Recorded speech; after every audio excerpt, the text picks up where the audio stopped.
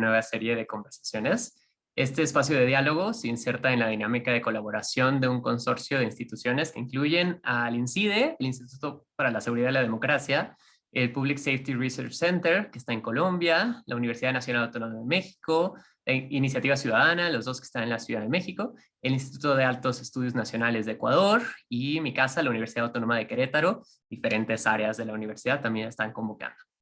Como ya han visto, el título de este conversatorio es el rol de las autoridades locales en la integración de las personas migrantes. Tiene por objetivo conocer y reflexionar sobre las diferentes respuestas de los gobiernos locales para la integración de personas migrantes y sujetas a protección internacional, su acceso a servicios y los retos y oportunidades que la movilidad humana les presenta.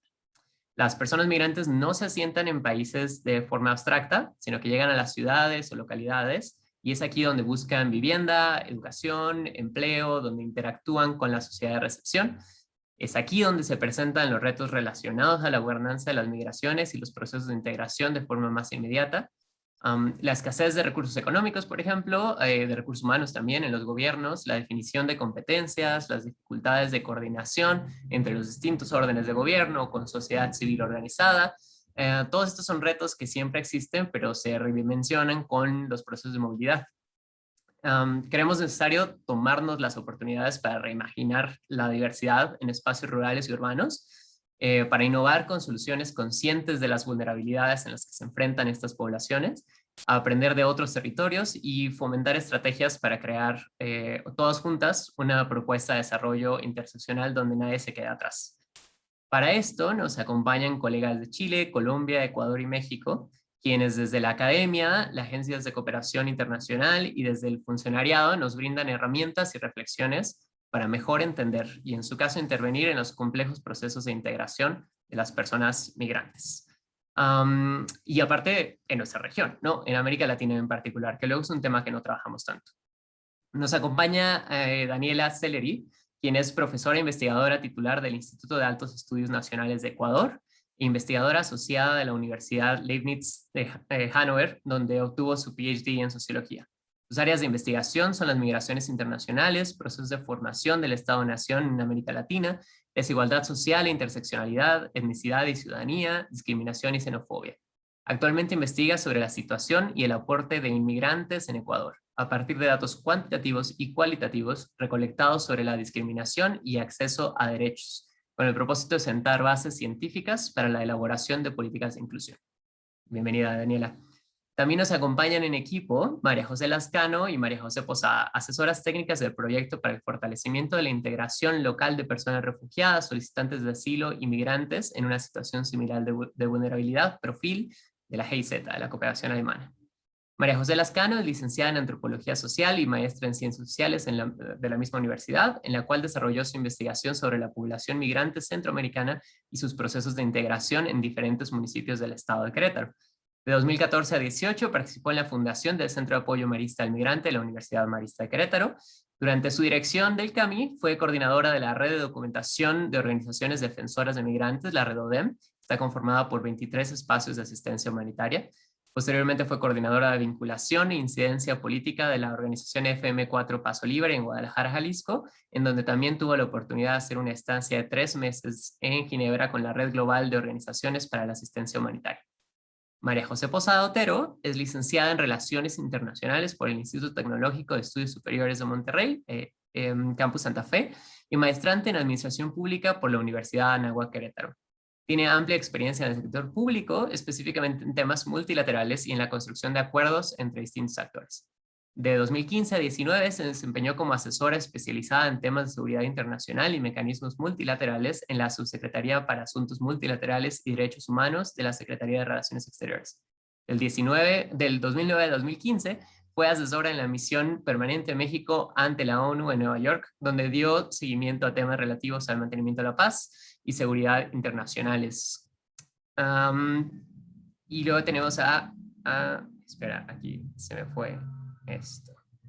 A Héctor Román Morales Betancourt, que es docente en el campo de Derecho Colisivo. De entre estos, su experiencia se circunscribe en la cátedra de la materia de la especialización de Derecho Procesal de la Universidad de Rosario y en pregrado en la misma universidad. Adicionalmente, ha dictado en la especialización en Derecho de Policía en la Escuela Superior de Estudios de la Policía Nacional, pregrado en la Universidad Gran Colombia, conferencista invitado por la Universidad Nacional de Colombia, Instituto de Estudios Urbanos de la Universidad Nacional, Universidad del Rosario, Externado de Colombia, Santo Tomás y varias alcaldías municipales y locales. Adicionalmente, durante 12 años fungió como consejero de justicia, presidente de la misma institución, alcalde local e inspector de policía y últimamente como agente del Ministerio Público de la Personería de Bogotá, de la Delegada de Asuntos Policivos y Civiles. Por último, Eduardo Zayer es doctor en Sociología por la Universidad Complutense de Madrid. Ha dirigido diversas investigaciones centradas en el proceso de integración de los migrantes en las sociedades de destino con financiamiento Fondesit. La agenda de investigación que desarrolla actualmente busca establecer la forma en que el Estado contribuye a producir la condición social de migrante. Complementariamente al desarrollo de la agenda de investigación, ha sido tanto consejero como presidente del Consejo Nacional de Migraciones del Departamento de Extranjería y Migración. Es miembro de la Cátedra de Migraciones y Racismos Contemporáneos de la Universidad de Chile. Dirige el Observatorio de Políticas Migratorias de la Universidad Católica Silva Enríquez. Dirigió la formulación del Plan de Acogida de Migrantes y Refugiados del municipio de Quilicura. Ha ejercido la docencia de pre y posgrado en sociología y temas relacionados a la migración internacional, el proceso de globalización y las dinámicas territoriales. Como ven, tenemos expertas y expertos de 4 puntos de América Latina, re preparados y listos para contestarnos una serie de 3 preguntas que les haremos en un momento. Cada quien entonces, les contaba desde antes, tienen 2 a 3 minutos de espacio para responder a cada una de ellas. Al terminar las 3 rondas tendremos entonces intervenciones un poquito más profundas de parte de cada uno de ustedes. La primera pregunta es: ¿cuál es el papel de los gobiernos locales en los procesos de integración de personas migrantes y sujetas de protección internacional? Daniela sería la primera persona que nos acompaña con sus reflexiones. Hola, muchísimas gracias a todas y todos. Y gracias por justamente organizar esta conversación.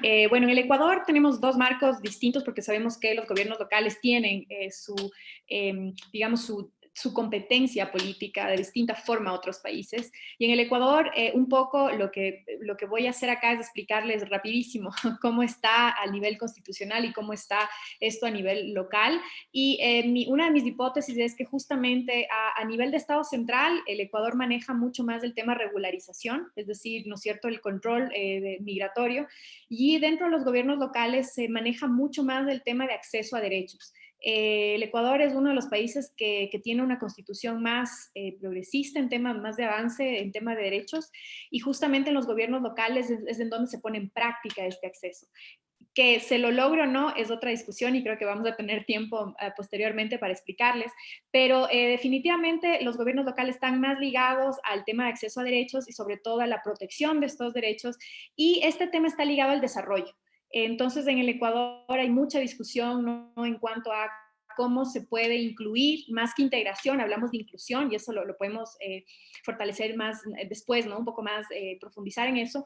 Hablamos de la inclusión de migrantes, la inclusión económica, social, cultural, y dentro de los gobiernos locales hay una competencia específica, tanto en el COTAD, que es la ley, ¿no es cierto?, de los gobiernos locales, y por lo tanto se discuten estas políticas, tanto indirectas, ¿no es cierto?, de crear condiciones, por ejemplo, disminuir la pobreza, crear más inserción laboral, hasta políticas directas como acción afirmativa. Entonces, una de las cosas que quisiera decir es que hemos llegado a ver, ¿no es cierto?, las condiciones, pero por supuesto tenemos una pandemia y estamos en el tema de salud bastante desbordados, y sin embargo se intentaba avanzar en esta discusión de cómo se pueden incluir a estos migrantes y refugiados en los sistemas locales apoyados por el gobierno central, y yo creo que ese es el mayor rol ahora de los gobiernos locales en el Ecuador. Lo que me atengo a mis 2 minutos, no quiero pasarme el tiempo, pero era una introducción para seguir conversando al respecto.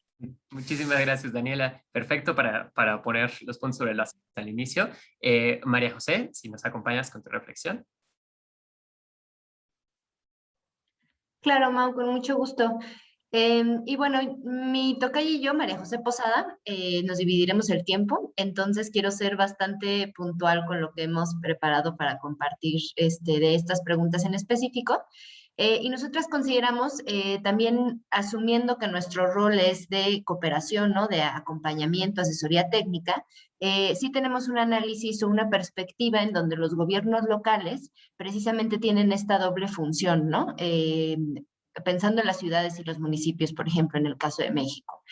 Por un lado, albergar a las personas en movilidad, pero también formular respuestas sostenibles para pues, la gestión de los flujos migratorios de las personas migrantes, en específico refugiadas, que esto a su vez nos lleve pues, a pensar o a caminar hacia la gobernanza de la migración.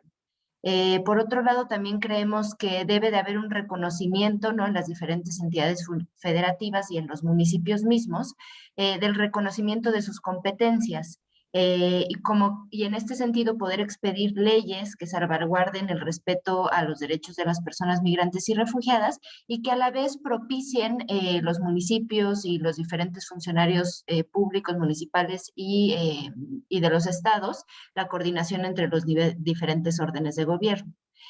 Asimismo, pues también creemos y trabajamos para el fortalecimiento de las capacidades institucionales y pues con esto tiene que ver también reconocer, ¿no? Cuáles son pues precisamente sus competencias, como decía hace un momento, y también caminar hacia la homologación de los marcos normativos, de sus reglamentaciones y de sus protocolos de actuación, que creemos que también este es un gran reto y pues que en el caso específico de nuestro trabajo, pues tenemos como esa encomienda o esa labor de asesorar y acompañar estos procesos.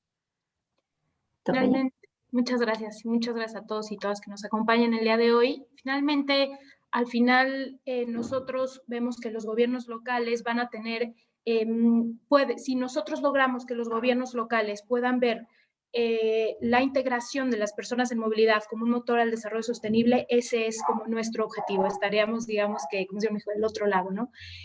Esto nos permite, la labor de los gobiernos locales también apoyan en la consecución de los ODS, específicamente el 11, que es lograr que las ciudades sean más inclusivas, seguras, resilientes y sostenibles.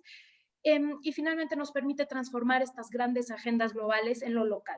Porque al final de cuentas no nos sirve de nada hablar en este escenario local, ¿no? En estos foros multilaterales que no son necesariamente aterrizados en lo local, y creemos en las capacidades y cómo los gobiernos locales, municipales y estatales pueden tener esta incidencia. Entonces, un poco en esto se enmarca el proyecto del cual hablaremos un poco más adelante. Muchas gracias, Mau. Hombre, muchísimas gracias a ustedes. Creo que vamos complejizando entonces un poquito más y un poquito más ahora al pensar en las relaciones entre los diferentes gobiernos para alcanzar quizás una perspectiva de gobernanza. Héctor, es tu tiempo, por favor. El micro está apagado. Buenas tardes, gracias a todos los que nos acompañan y gracias por la invitación. Yo quiero también señalar que, al igual que comentó Daniela hace un momento, Colombia también es una república unitaria, centralizada, luego los recursos y políticas están definidos por el gobierno nacional, que es el que define la política y el que define toda la gestión de recursos hacia las localidades. Que es diferente a los estados federados que manejan recursos individualmente considerados. En Colombia hay 1.113 municipios que están organizados en 7 categorías y de acuerdo a la población y de acuerdo a los recursos que esos municipios tienen. De 1.113 municipios solo hay 4 distritos especiales y 988 son de la última categoría, los más pequeñitos. Eso implica que las posibilidades de que los gobiernos locales cuenten con recursos para atender población migrante es casi nula. Y en el país, la población migrante se dispersó en la totalidad del territorio nacional. Los recursos, como ya dije, provienen del Estado, que será el que hace las transferencias a esos municipios y les queda muy difícil a los municipios que no tienen recursos, que son muy pobres, tienen unas condiciones precarias, entrar a atender población migrante. Algunos planes de desarrollo de las ciudades tienen recursos destinados para la población, pero nosotros tenemos una dualidad que voy a extenderme un poquito más adelante, y es que nosotros tenemos migración interna, ¿sí? A causa de la violencia, y lo sumamos a la migración externa actualmente desbordada por la población venezolana, que también me referiré un poquito más adelante.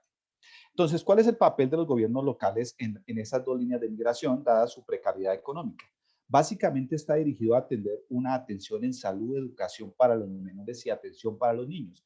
Pero como ya les digo, por ejemplo, Bogotá tiene que cercenar esos recursos y lo dirige exclusivamente a mujeres, adolescentes, niños. Medellín incluye la totalidad de los migrantes, incluyendo los nacionales y los extranjeros, en un solo rango. Eso por ahora dejaría ahí. Creo que no me he pasado de los 2 minutos. Muchas gracias. Todo perfecto. A ver, pues, entonces creo que adicionalmente nos deja, entonces desde entrada ya la idea de que sí va a ser diferente, entonces dependiendo de si estamos en una república, si estamos en un gobierno unitario, si estamos en un gobierno federado o qué pasa, ¿no? Eduardo, es tu tiempo. Muchas gracias, Mauricio. Muchas gracias por la invitación a este evento y por toda la gestión de la organización de esto, ¿cierto? Voy a comenzar también esta introducción señalando algunas particularidades de lo que ocurre en Chile y particularmente en las grandes ciudades. Ocurre una singularidad en términos de los gobiernos locales, que es que en muchos casos, en casos muy relevantes, no coincide el municipio con la ciudad, ¿ya? En Santiago, por ejemplo, en el Gran Santiago, en la ciudad de Santiago, donde viven en torno a 5 y tantos millones de habitantes, hay 32 municipios, cada uno con su presupuesto, cada uno con su autonomía, cada uno con su consejo municipal, y son colindantes entre sí naturalmente, ¿ya? Y cada uno tiene presupuestos diferentes según la capacidad de recaudación que tenga en función de las actividades que se realizan en él. Entonces, hay una particularidad específicamente de las grandes conurbaciones en Chile, que son 3, Santiago, Concepción y Valparaíso, que reciben grandes cantidades de migrantes, y tienen esta particularidad. Entonces hay un desafío importante de coordinación debido a esta fragmentación de base que hay, ¿no es cierto? Ahora, en términos de lo que han sido las políticas locales en esta materia en el último año, que se han empezado a desplegar desde finalizar la primera década de los 2000, 2008, 2009, empiezan a crearse las primeras oficinas específicamente orientadas a la población migrante, se han dedicado principalmente a cubrir los vacíos de la política nacional, que o bien era inexistente en materia de integración, o bien ha estado centrada principalmente en la frontera, con mecanismos que generan migración irregular, que generan podemos decirlo así, precarización de las trayectorias. De manera tal que los gobiernos locales han cumplido y están cumpliendo esa función de integración de manera fragmentada y como respuesta o a la ausencia de una política central que no existió hasta 2018, o a las deficiencias de una política de frontera insuficiente para hacerse cargo de los procesos de integración. Eso como en términos generales podría decir de manera introductoria. Bueno, muchísimas gracias, Eduardo. Creo que las 4 participaciones nos dan mucho para entender la complejidad del fenómeno, bueno, para empezar a entender la complejidad del fenómeno en sus diferentes aristas, ya sea geográficas o políticas. Les voy a lanzar la segunda pregunta para no retrasarnos mucho, que es la siguiente. ¿Qué buenas prácticas o experiencias exitosas se han puesto en marcha en su contexto inmediato? ¿Qué actores han participado en ellas? Empezamos mismo orden, de la misma forma. Si no hay buenas prácticas, también nos dicen, pero reconocer estos espacios nos parecía fundamental. Sí, claro que sí. Me parece que siempre uno tiende a decir más lo negativo que lo positivo, y me parece buena este ejercicio. Yo coincido mucho con Héctor de Colombia, igual con el tema de Chile. Creo que ahí hay una gran diferencia, ¿no es cierto? Cuando es un Estado unitario, como decías, Mauricio, y justamente en el Ecuador, los gobiernos locales también sufren mucho de la falta de recursos, como decía Héctor, ¿no? En el caso de Colombia. Y sin embargo, han habido iniciativas. El gobierno provincial de Pichincha, por ejemplo, presentó una iniciativa en donde se atendían a migrantes, y eso hay que recalcar. Por la falta de recursos, muchas veces nos dedicamos a apagar incendios, ¿no? Que es el famoso verbo y acción de América Latina, y no hacer una política más estructural. Entonces, en el caso de Ecuador, bueno, con el tema de la pandemia sobre todo, pero tuvimos el tema de Venezuela también, ¿no es cierto?, la crisis humanitaria venezolana, y llegaron más de 400,000, ¿no es cierto?, migrantes y refugiados venezolanos, y justamente ahí los gobiernos locales tuvieron que atender este flujo de población, que fue mucho más alto incluso que colombianos refugiados que llegaron, ¿no es cierto?, desde el 2000 por el tema de la violencia. Y ahí tuvimos un buen ejemplo del gobierno provincial de Pichincha, en donde llegaban las personas, se les atendía y se les delegaba, digamos, a instancias nacionales, pero también locales, por ejemplo, en atención de salud, en atención de educación. Entonces, servía como una atención centralizada, así abierta, sin necesidad de ser regular o irregular, y se les delegaba a varias instancias, tanto para atenderles de salud, o, por ejemplo, había muchos casos con el tema del VIH positivo, y se pudieron atender con también ayuda internacional, cooperación internacional. Acordémonos, en el Ecuador los gobiernos locales sí tienen una competencia para gestionar la cooperación internacional del gobierno central, y eso les ha dado también la potestad de proponer proyectos con dinero, ¿no es cierto?, externo, y eso han podido hacer también en temas de atención. Pero ahí sí, digo, incluso las buenas iniciativas se han centrado en el tema de atención, ¿sí? O sea, todavía no llegamos al tema de formular políticas estructurales de inclusión e integración de la población migrante y refugiada. Y tenemos también el buen ejemplo, y con esto acabo para no pasarme el tiempo, de la mesa de movilidad humana. O sea, se han creado como mesas, ¿no?, en donde se juntan distintos actores de la cooperación internacional, de la cooperación local,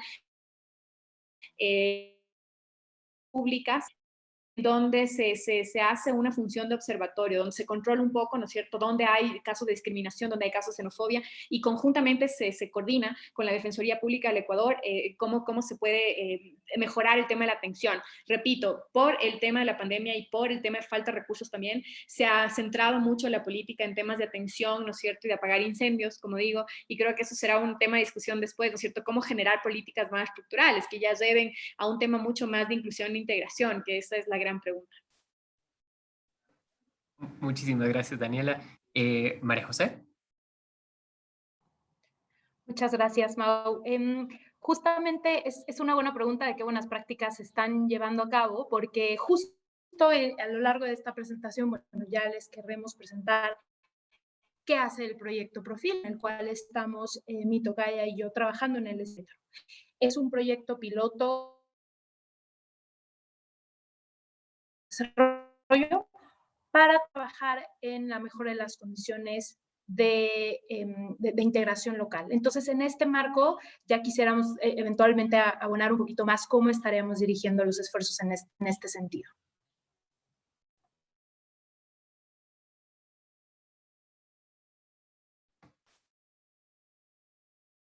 María. Es que creo que falló un poco, ¿no?, la conexión. Un segundito, nada más. Creo que sí se escuchó. Ok. Sí, creo que me está fallando. Ajá. ¿Sigues? No. No, quisiéramos, como bien decía mi tocaya, quisiéramos como compartirles en el espacio más amplio que tenemos después de las preguntas, un poco Profil como una buena práctica. O sea, entonces creo que pues podemos pasar a la siguiente intervención de Héctor o de Eduardo. Gracias. No, gracias a ti. Héctor, vas tú. El micro, por favor. Okay. Gracias. Bien, el primer escenario que podemos hablar es el tema macro, el tema del gobierno nacional. La buena práctica fue que después de más de millón, casi 2 millones de migrantes venezolanos en el territorio nacional, el gobierno, por fin, el gobierno nacional, sacó un decreto y les dio la categoría de estatuto temporal de protección. Un estatuto temporal de protección que le da a la comunidad emigrante de Venezuela un estatus temporal para poder trabajar en el país. Eso es una muy buena práctica, me parece que fue un acierto del gobierno, dada que o sea, que la magnitud de la población migrante que llegó al país, Colombia no era un país destino, sino era un país de paso, y ya me referiré un poquito a eso más adelante, no tenían condiciones para poder conseguir sus propios recursos. Entonces, al dárseles este estatus temporal, pueden trabajar y pueden asimismo dignificar su vida a partir del trabajo. Esa es una primera práctica que me pareció sumamente buena a partir del Estado. Ya en el micro y en los gobiernos locales, que es el objeto del presente conversatorio, voy a hablar de una experiencia personal que tuve siendo alcalde de una localidad aquí en Bogotá, una localidad muy deprimida, una localidad muy pobre. Es una localidad que alberga la mayor cantidad de trabajadores y trabajadoras sexuales en el territorio nacional. O sea, es una localidad sumamente compleja.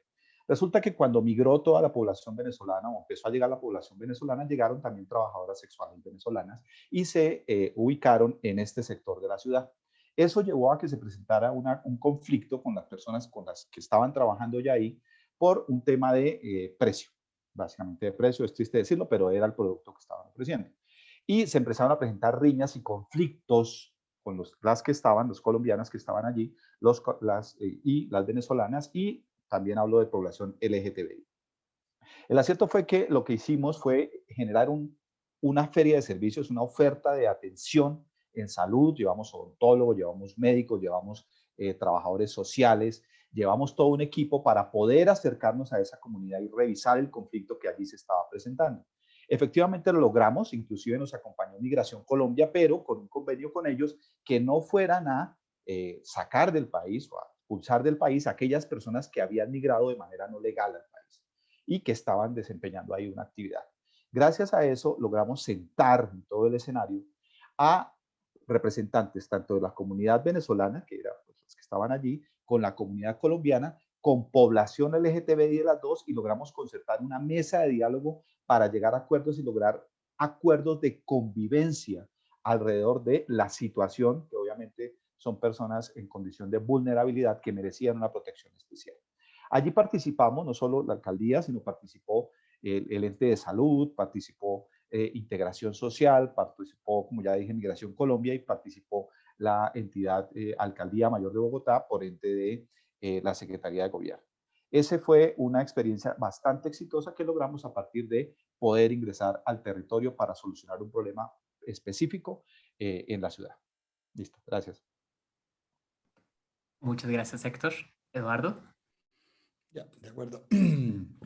Bueno, sobre buenas prácticas, en el caso de Chile hay, muchas de ellas, hay que decirlo, eso sí, son buenas prácticas rectificatorias de problemas que genera un sistema de visados torpe, digamos, una tramitación también de la documentación, digamos, engorrosa, espesa, que va generando problemas de inserción que parten en esta situación administrativa provisoria, temporal, en fin, que se tiende a prolongar por mucho tiempo. Entonces, muchas de las buenas prácticas han tenido que ver con con cubrir los baches de la política nacional. Ahora, antes de mencionarles, quisiera también poner un concepto general que nosotros no hemos encontrado en la política a nivel local en materia de migraciones, que tiene que ver con esta noción de la política del estado de ánimo, ¿ya? ¿Qué quiere decir? Que muchas de las medidas, de las decisiones,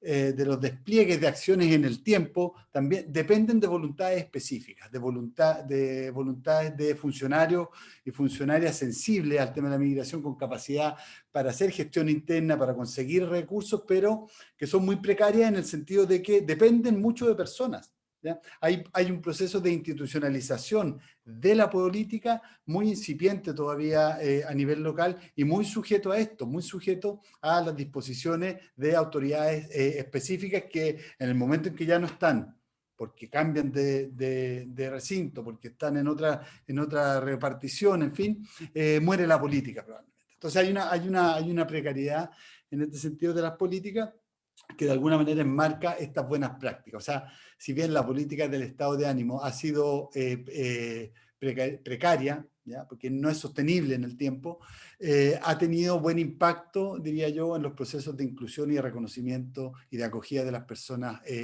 migrantes. La creación de oficinas y programas en algunas municipalidades ha sido clave para avanzar en este proceso de integración, ya sea como oficinas de atención específica dentro del municipio, o bien tratando de instalar una perspectiva dentro de la municipalidad, una perspectiva transversal, una perspectiva intercultural, una perspectiva antidiscriminatoria. Entonces, hay distintas fórmulas que han generado, yo creo que resultados positivos en ambos casos. Es muy incipiente también la creación de programas ¿ya? Con objetivos o de una política específica. En esto coincido yo con lo que señalaba Daniela a propósito de Ecuador. Son políticas, en este caso, en este sentido, muy reactivas o acciones muy reactivas a una demanda y poco consistentes con objetivos de largo alcance. Hay incipiente trabajo de articulación intermunicipal y ya para cerrar, lo cual también cubre la deficiencia de esta fragmentación a la cual yo me refería antes, que genera mucha desigualdad entre migrantes que viven en comunas donde hay municipios que tienen oficinas, que tienen atención, donde el tema es tema de agenda, y migrantes que viven en municipios que no tienen esto. Y probablemente esos municipios están divididos por una calle. Entonces hay una necesidad de articulación intermunicipal en la cual se ha ido avanzando. Y creo que uno de los elementos claves, y con esto ya cierro, en lo que se ha avanzado poco, pero hay experiencias interesantes, tiene que ver también con lo que señalaba Héctor, con intervención en mediación de conflictos o resolución de conflictos, y ahí las experiencias, las que me ha tocado a mí por lo menos participar, han tenido que ver con una resolución de conflictos y unos procesos de integración que se construyen sobre la base de identificar objetivos comunes en los distintos colectivos. Y aquí un ejemplo, y con esto ya no me paso más del tiempo. Hubo un conflicto en un barrio específico entre jóvenes haitianos que se juntaban a la salida de un almacén con música, beber alcohol, en fin. Y eso empezó a enojar mucho a los vecinos del territorio. Entonces la solución o la intervención estuvo orientada no tanto a una mediación del conflicto, o no solo a eso, sino a involucrar a las personas que estaban formando parte de este conflicto incipiente en una actividad en común. ¿Ya? Se creó un curso, se discutió al principio si hacerles un curso de creola o de castellano a la gente que venía de Haití, en fin, y finalmente se optó por armar en una junta de vecinos un programa de formación en inglés. O sea, que tanto nacionales como extranjeros se involucraran en un objetivo en común, que era el aprendizaje del inglés, se encontraran juntos en ese objetivo común. Entonces, creo que esa experiencia da cuenta un poco del sentido de algunas buenas prácticas que se han dado, creo yo, a nivel de los gobiernos locales aquí, que aún son incipientes, como decía. Muchas gracias, Eduardo. Creo que nos suena a toda América Latina entre las políticas del estado de ánimo y las políticas de apagafuegos y todas estas ideas de cómo nos acercamos quizás a los retos que se presentan con la movilidad humana. Luego reaccionamos de formas similares. También los problemas de coordinación, no solo vertical, sino también horizontal, para tratar de entender cómo quizás transformar las realidades locales. Eso es uno de los retos que nos atraviesan a todos. Antes de lanzarles la tercera pregunta, les quiero recordar a todas las personas que están aquí con nosotros que pueden hacer las preguntas que quieran a partir del chat. No pueden abrir cámara y audio, tristemente por temas de seguridad, pero sí que nos pueden poner cualquier pregunta que tuviesen en el chat. Adicionalmente, hay una liga ahí que ya les ha puesto nuestra compañera Araceli para contestar un proceso como de evaluación interna del ciclo, el cual es importante por si desean tener una constancia de asistencia, pues tienen que por ahí dejarnos sus comentarios en dado caso que los tengan. Les voy a lanzar la tercera pregunta y después de esto ya comenzaremos. ¿Qué estrategias se pueden emprender para mejorar la relación gobiernos migrantes y ciudadanía migrantes? Y en una de esas es más, las tres, ¿no? Con la triada en la participación para la integración de las personas migrantes. Hacemos el mismo orden. Daniela, te toca. Sí, bueno, creo que ahí es importante la inclusión de actores, ¿no? Como decíamos, yo creo que una de las buenas prácticas que tuvimos también nosotros en Quito es combinar el trabajo de los gobiernos, por ejemplo, el gobierno local Pichincha con la academia, con el IAN en Quito. Logramos tener 400 voluntarios estudiantes con 400 voluntarios migrantes en la recopilación de datos, porque acordémonos que también América Latina sufre mucho, ¿no? de falta de datos, sobre todo Ecuador tiene un problema grave. Sé que Colombia está mucho más avanzada en temas de estadísticas, ¿no? Tanto en frontera como a nivel académico. Nosotros decidimos, ¿no es cierto?, recopilar datos, de ser una articulación interesante entre academia y gobierno local, Creo que eso es primordial, creo que todos tenemos que subirnos al bote de alguna forma y tener la mayor posible cantidad de actores. No hablo de sindicatos, hablo de asociaciones migrantes, porque los sindicatos son importantísimos para el tema laboral. Sabemos que los migrantes, muchos, tienen un problema de integración y de inclusión laboral. Me parece que las asociaciones de migrantes ayudan muchísimo. En el caso de Ecuador han ayudado y han estado muy activas, sobre todo asociaciones de migrantes venezolanos. Las asociaciones de migrantes colombianos han bajado un poco su actividad, me imagino que es por la coyuntura, ¿no? Pero creo que son actores importantes, ¿por qué? Porque sirven de mediadores entre el Estado, ¿no? O sea, cuando, por ejemplo, un migrante quiere hacer una denuncia, el Estado tiene su propia lógica. Y yo creo que ahí es importante además escuchar las denuncias de los migrantes con las asociaciones migrantes, con las mediaciones y que lleguen al Estado, me parece fundamental. Las organizaciones barriales creo que son centrales y sobre todo la academia, que creo que ahí, bueno, yo vengo como un poco representante de la academia y me parece que ahí tenemos un rol fundamental porque como decía Eduardo, creo que ahí necesitamos un objetivo común.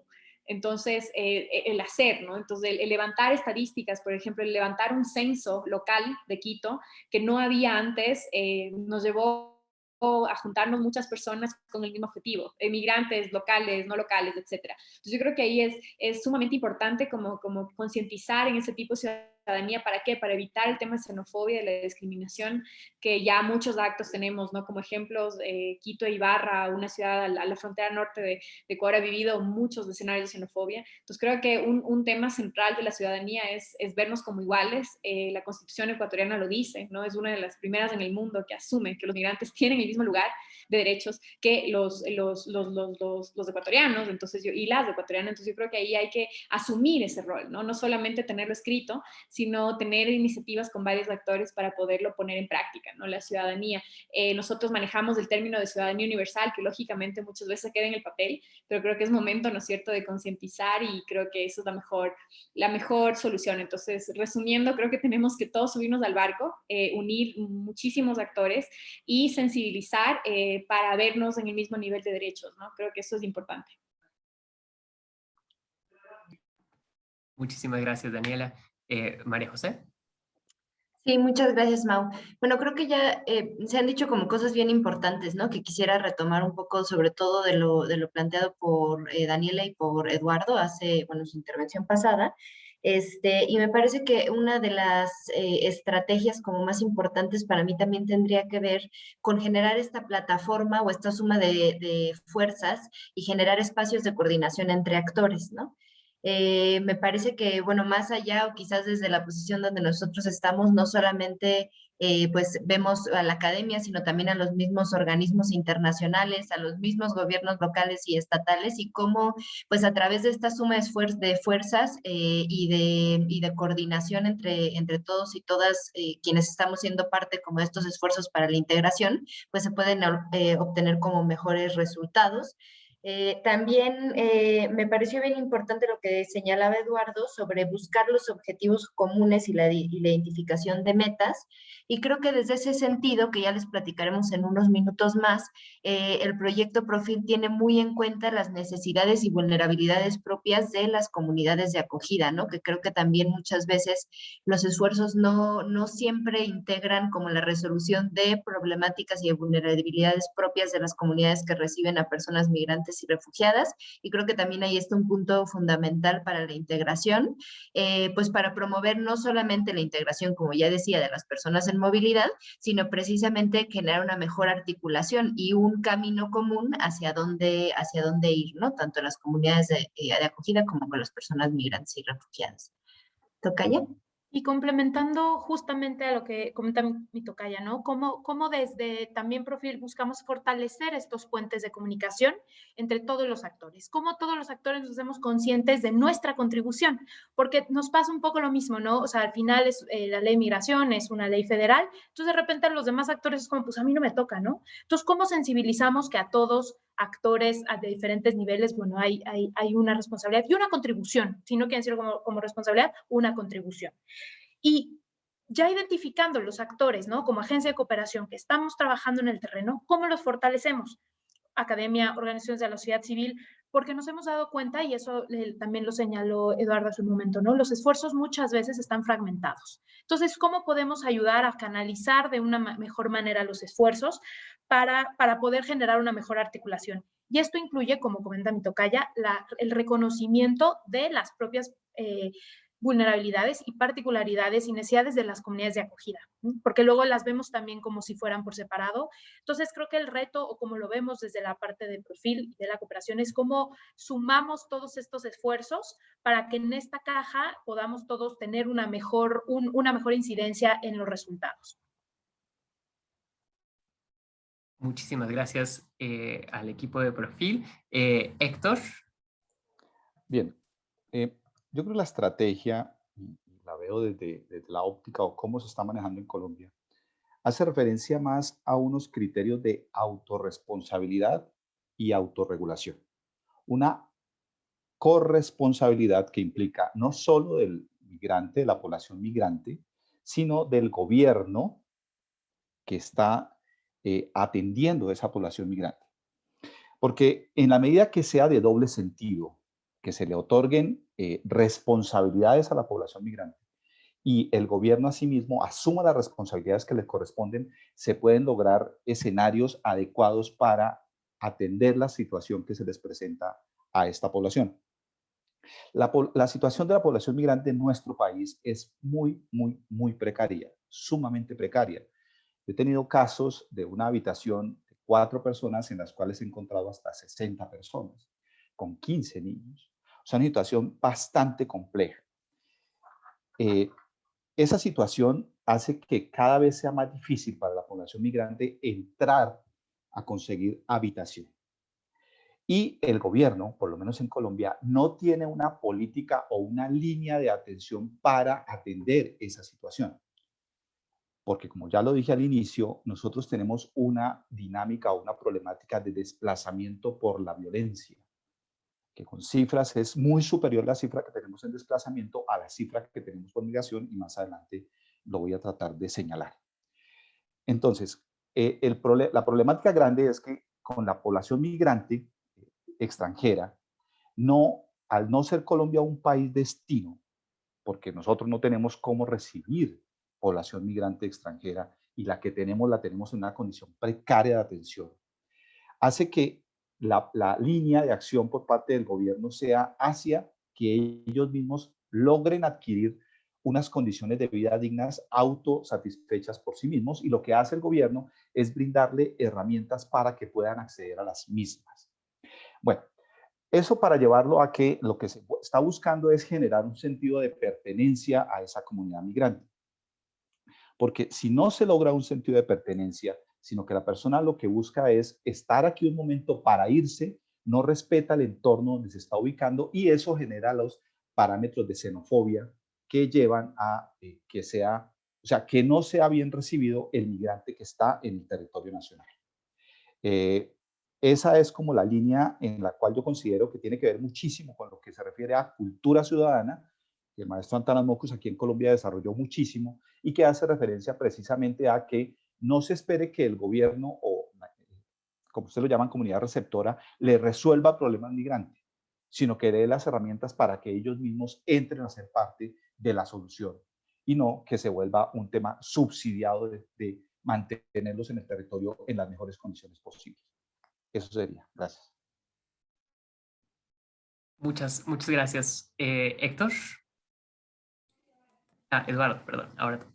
Ahora voy a decir solo como los titulares para no extenderme en el tiempo, como me pasó en la intervención pasada. Son 4 aspectos que yo creo que son claves en términos de una estrategia para mejorar la relación gobierno-migrante, ciudadanía-migrante, que es un tema que yo creo sumamente complejo y es como el centro del tema, cómo se resuelve la relación Estado-migración o Estado-migrante. Primero, creo que a nivel de los gobiernos locales es fundamental que existan planes. O sea, es necesario institucionalizar la política local. Aquí se trabaja a pulso, se trabaja sobre la base de demandas específicas, sobre la base de, como decía antes, de deficiencias de la política general. ¿ya? Entonces es importante definición de objetivos, de plazos, de medidas y de énfasis de la política, ¿ya? En atención a la particularidad del territorio, evidentemente. En segundo término, entiendo que a propósito de la articulación, los gobiernos locales creo que deben dejar de ser, digamos, la institución donde el gobierno central externaliza, ¿ya?, terciariza el proceso de integración. O sea, la política de integración tiene que ser una política nacional o regional, dependiendo de la estructura del Estado, en fin, pero centralizada, ¿ya?, donde los gobiernos locales tengan atribuciones específicas. Lo que ocurre hoy día, por lo menos en el caso de Chile, y también en otras partes, ¿no es cierto?, es que los gobiernos locales tienden a hacerse cargo del proceso de integración y el Estado central, ¿ya?, o intermedio, tiende a dejar en los gobiernos locales esa responsabilidad y esa atribución. Yo creo que tiene que haber una articulación, pero no solo en términos de transferencia de recursos a los gobiernos locales para que resuelvan el problema, sino también de construcción de una política de abajo hacia arriba y con participación. Tercer punto, lo de la participación me parece clave. Coincido en parte con el comentario que hacía Héctor recién, en el sentido de que es claro que la participación no solo mejora la democracia, la participación que implica ciertamente fortalecer el tejido organizativo, politización de la demanda, fortalecimiento de las organizaciones migrantes y nacionales, en fin.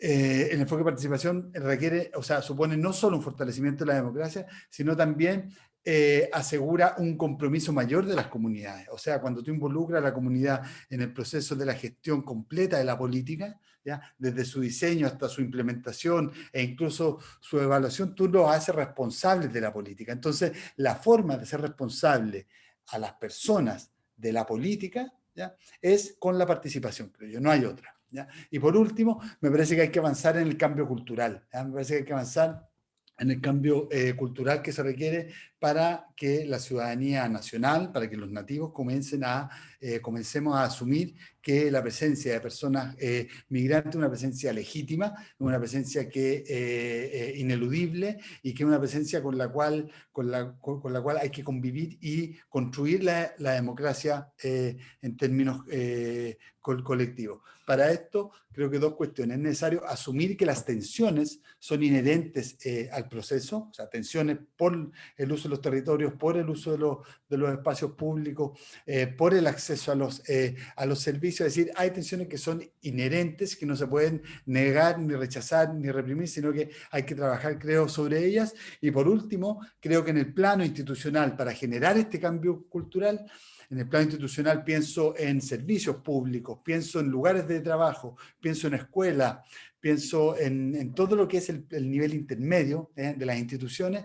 Es que es fundamental protocolizar la protección contra la discriminación. Es necesario institucionalizar también prácticas que eviten la discriminación y que la sancionen ciertamente, porque no creo que solo como decimos en Chile, con buena onda, esto se resuelva. Yo creo que aquí la experiencia del movimiento feminista en términos de la construcción de protocolos al interior de las instituciones que pongan la atención, el foco y la solución en construir esta sensibilidad, creo que es un buen ejemplo para avanzar en esta línea.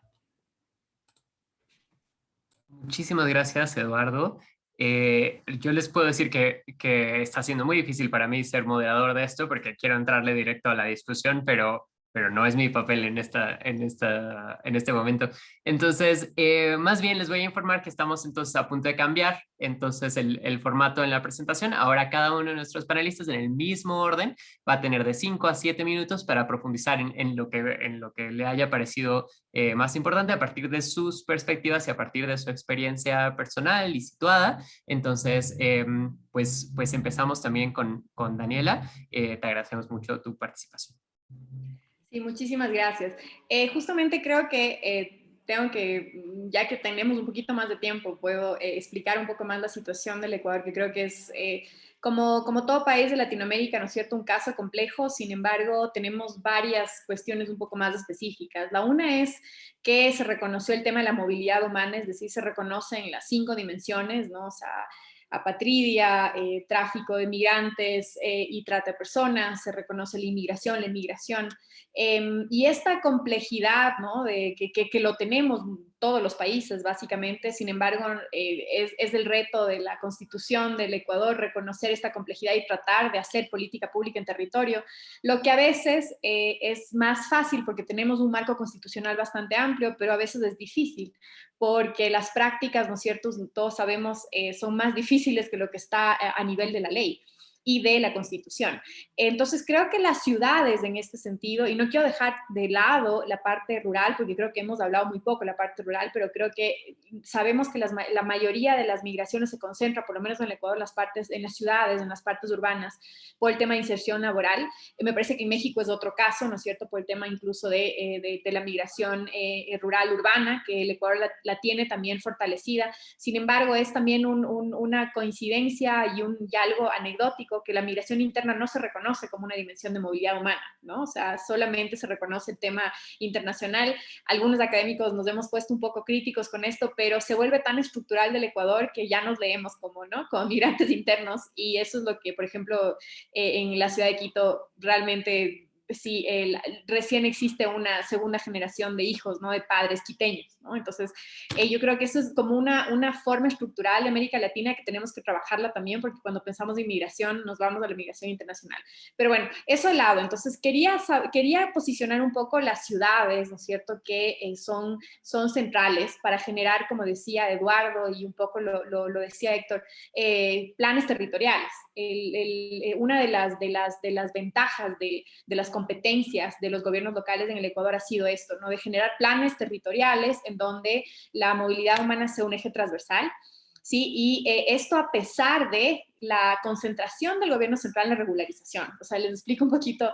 El tema de, por ejemplo, de apagar incendios, hablaba yo, ¿no es cierto? Vienen coyunturas enormes, ¿no es cierto? Antes fueron migrantes cubanos, acuérdense, ¿no es cierto?, de hace una década. Después llegaron incluso haitianos, después llegó el tema refugio de Colombia. El Ecuador se convirtió en uno de los países con más cantidad de refugiados colombianos en América Latina, y llegó el tema de Venezuela. Entonces, el gobierno central también tiene ese reto, ¿no?, de controlar este flujo migratorio que había empezado, ¿no?, a decirlo, que es una de mis hipótesis, que mientras el gobierno central está concentrado, ¿no es cierto?, en el tema del control y del flujo migratorio, los gobiernos locales son los que afrontan a la final los migrantes. O sea, ¿quiénes atienden, quiénes llegan, ¿no es cierto?, ¿Cómo conocen los migrantes del gobierno? Es en base a dos cosas: el gobierno local, ¿no es cierto?, y en base a la salud y educación, que en el Ecuador es un tema nacional. Y eso es un poco contradictorio, no sé si lo vean ustedes, pero las competencias de los gobiernos locales también son limitadas, porque si bien es cierto, ¿no es cierto?, tienen una competencia de proteger los derechos de todas las personas, o sea, no solamente, ¿no es cierto?, personas de movilidad humana, sino proteger los derechos, pero también tienen, ¿no es cierto?, un sistema de educación nacional, ¿sí? Que muy poco control local lo pueden ejercer.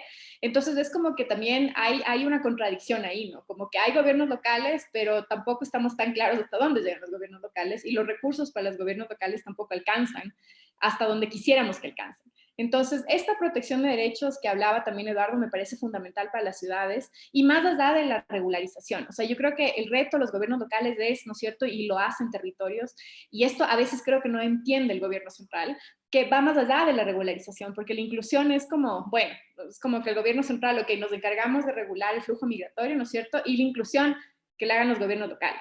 Pero no funciona así, porque necesitamos lineamientos, como decíamos con Eduardo, ¿no? Necesitamos objetivos claros a nivel nacional para que se pueda coordinar con los gobiernos locales. Entonces, si la inclusión no está clara como un objetivo nacional, ¿no?, y puesto también en agenda como prioridad, los gobiernos locales también tienen muy poco margen, ¿sí?, de actuar, aunque puedan ser autónomos en algún sentido y puedan ser estos protectores de derechos. Necesitamos también políticas, ¿no?, que se alineen al tema de la inclusión y la integración.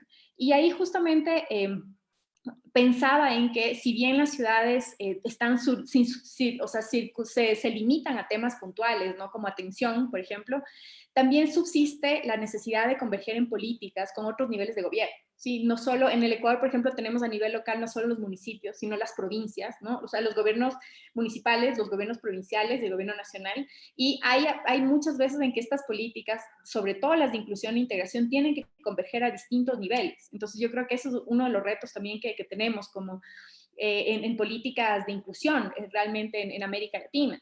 Otra cuestión es la coordinación entre instituciones que hemos hablado, ¿no es cierto? Tenemos aquí en el Ecuador tenemos el Ministerio de Trabajo que está implementando, ¿no es cierto?, un tipo de sistema para el control de que las personas migrantes no sean tan explotadas, ¿no?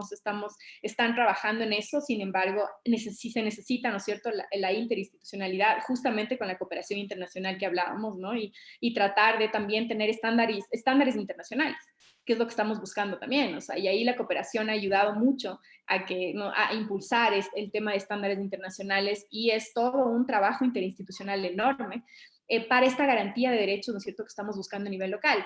Y necesitamos una articulación y coherencia entre estos distintos niveles de gobierno. Y yo creo que eso es uno de los retos más grandes. En el Ecuador la descentralización no es nada viejo, ¿no? O sea, es un producto de una historia reciente, y por eso es que hay también, ¿no es cierto?, este tema, y justo no solo pasa con el nivel de movilidad humana, pasa con el nivel de salud, ¿no es cierto?, pasa con el nivel de educación, etcétera. Entonces ahí yo creo que tenemos que coordinarnos un poco más en este sentido.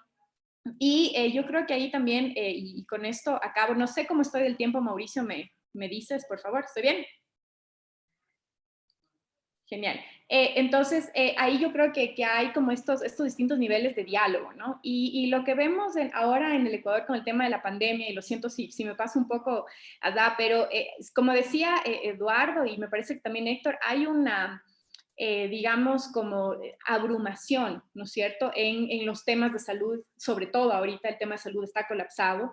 Si antes, yo he escuchado datos, si antes el Ecuador atendía hasta el 120%, ¿no es cierto? O sea, es decir, que tenía gente en atención pública de salud hasta el 120% de su capacidad.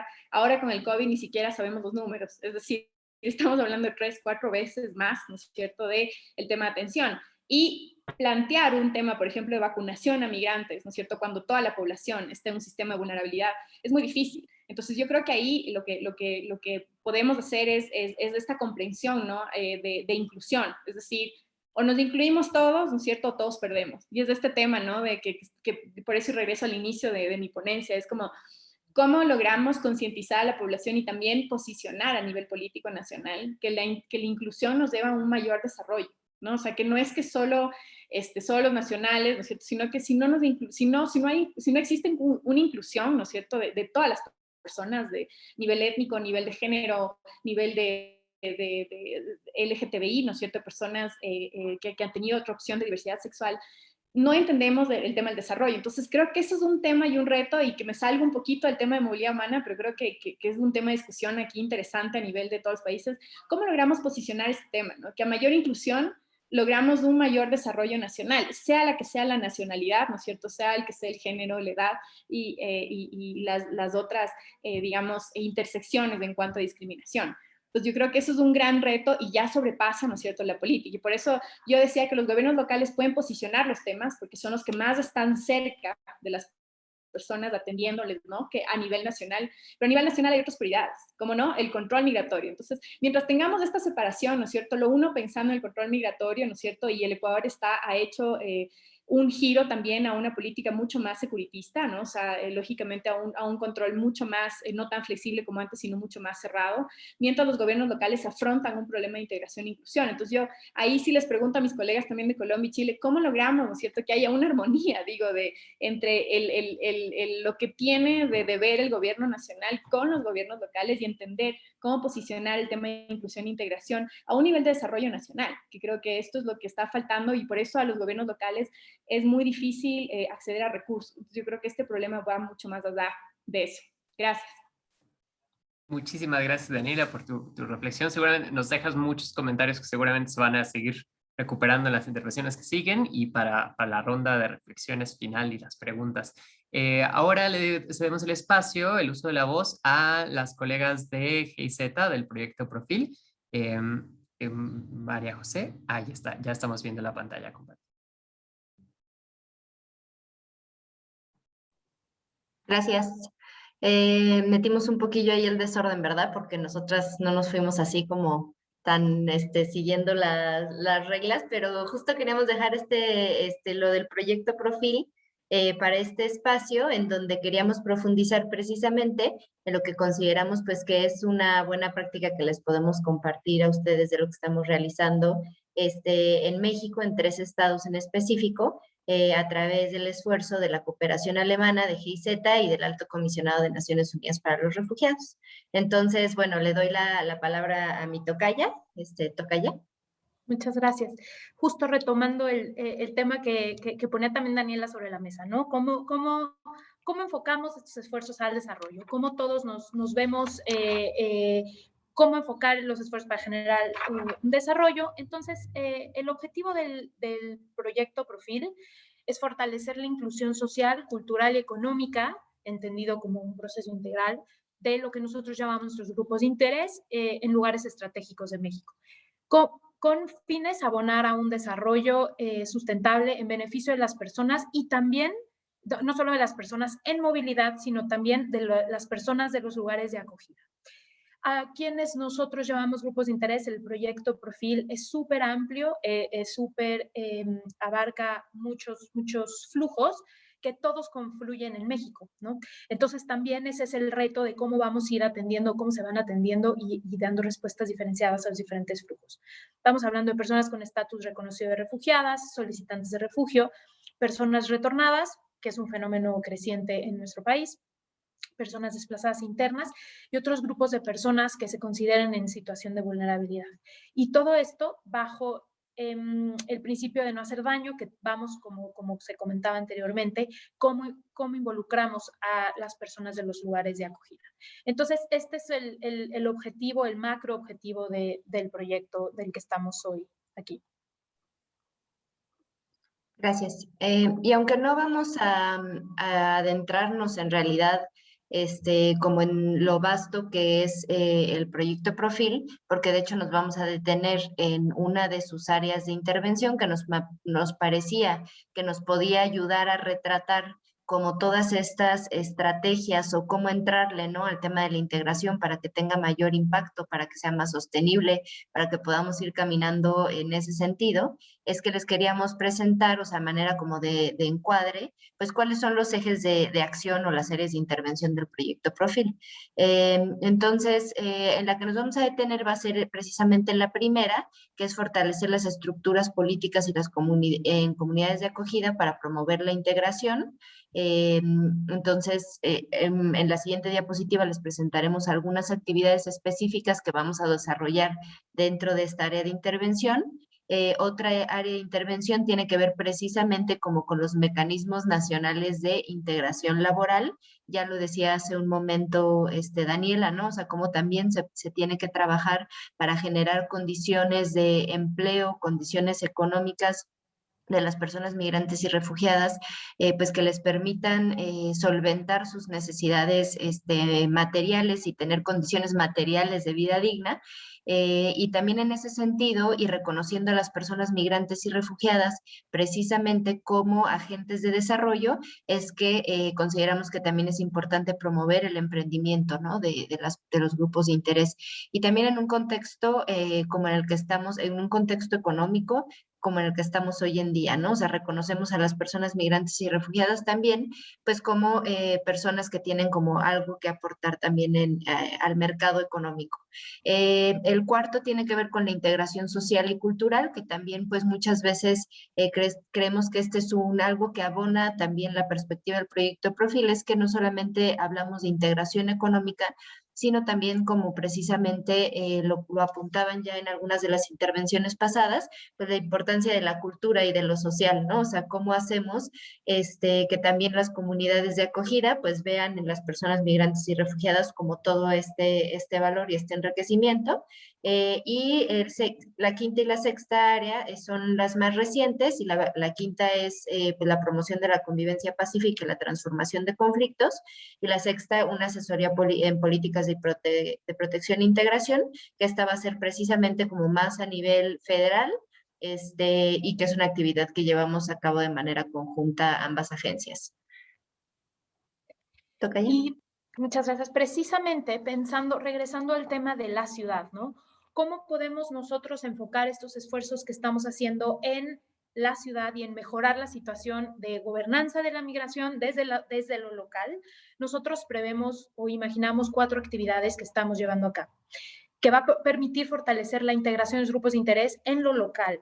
La primera es facilitar espacios de coordinación a nivel local, porque en México muchos de estos espacios se llevan en lo federal. Creo que ya han comentado algunos de ustedes que ocurre lo mismo, ¿no?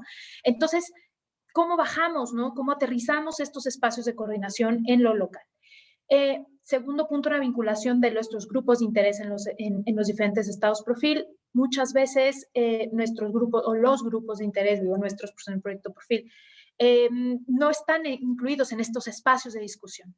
¿Cómo mejoramos que tengan estos espacios y esta voz dentro de la misma formulación de políticas públicas, programas? Es decir, ¿cómo vamos a vincularnos directamente con ellos y generar estos espacios? El tercero es una actividad muy, muy concreta, ¿no? Que es la mejora de desarrollo de procedimientos y protocolos, que también tiene que ver con una armonización legislativa. Hablábamos anteriormente de cómo los estados también son concurrentes en temas de migración en función de que tienen que salvaguardar los derechos, y bueno, salvaguardar los derechos de todas las personas, ¿no? Todos los derechos humanos. Entonces, como también tienen que mejorar en este sentido sus protocolos y sus procedimientos. Y finalmente, una actividad que quisiéramos eventualmente lograr, que es la facilitación de las ventanillas únicas de atención que permiten generar atención y servicio a personas de nuestros grupos de interés. Ese es como si el fin, digamos que casi que último, ¿no? Y bueno, nada más para hacer quizás más evidente nuestra vinculación o la participación de diferentes actores y a su vez estos actores de diferentes sectores, es que queríamos como retratar visualmente, ¿no? O sea, como quienes estamos ahí trabajando. Si bien dijimos en un inicio que Profil está en 3 estados de México, nosotras estamos precisamente en el equipo del estado de Querétaro, y queríamos mostrarles como con quienes hemos trabajado, hemos estado haciendo alianzas para lograr todos estos objetivos que ya les presentamos.